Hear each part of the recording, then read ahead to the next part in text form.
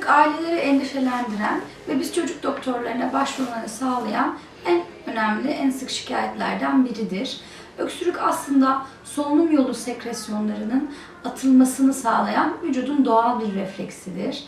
En sık nedenler üst ve alt solunum yolu enfeksiyonları, solunum yolu alerjileri, reflü, nadiren de solunum yolunun anatomik bozuklukları ya da solunum yolunda yabancı cismin varlığıdır.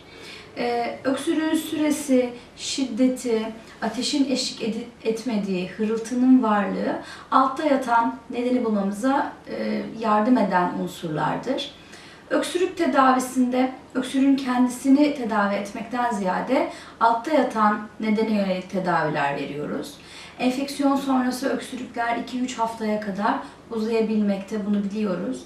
Ancak 3 haftayı aşan öksürüklerde mutlaka ileri tetkik ve tedavi yapılması gerektiğini unutmamalıyız.